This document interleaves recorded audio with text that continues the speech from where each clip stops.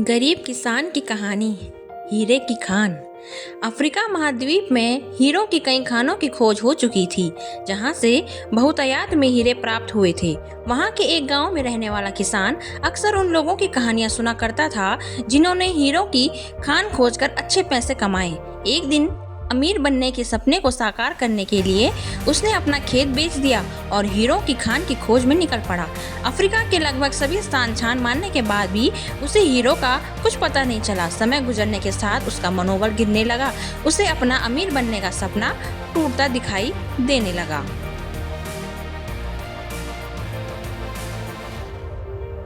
वह इतना हताश हो गया कि उसके जीने की तमन्ना ही समाप्त हो गई और एक दिन उसने नदी में कूदकर अपनी जान दे दी।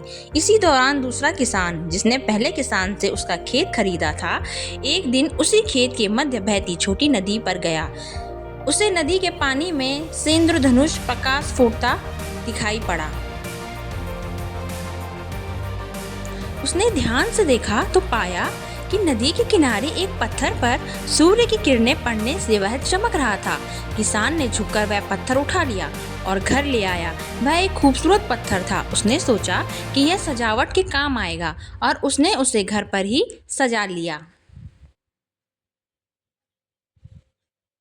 कई दिनों तक वह पत्थर उसके घर पर सजा रहा। एक दिन उसके घर उसका एक मित्र आया। उसने जब वह पत्थर देखा तो और हैरान रह गया। उसने किसान से पूछा, मित्र, तुम इस पत्थर की कीमत को जानते हो? किसान ने जवाब दिया, नहीं। मित्र बोला, मेरे ख्याल से ये हीरा है, शायद अब तक के खोजे गए हीरों में सबसे बड़ा हीरा। किसान के लिए यह बात पर यकीन करना मुश्किल था। उसने अपने मित्र को बताया कि उसे यह पत्थर अपने खेत के नदी के किनारे मिला है। वहाँ ऐसे और भी पत्थर हो सकते हैं।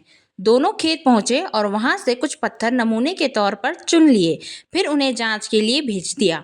जब जांच रिपोर्ट आई तो किसान के मित्र की बात सच निकली। वे पत्थर हीरे ही थे। उस खेत में हीरों का भंडार था। वह उस समय तक खोजी गई सबसे कीमती हीरों की खदान थी। उसका खदान का नाम क्रिम्ले डायमंड माइनस है। दूसरा किसान उस खदान की वजह से मालामाल हो गया। पहला किसान अफ्रीका में दर दर भटका और अंत में जान दे दी, जबकि हीरे की खान उसके अपने खेत में उसके कदमों तले ही थी। सीख।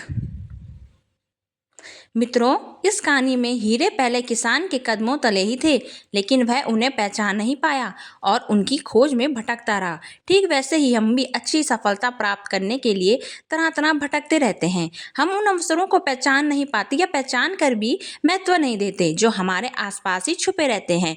जीवन में सफल होना है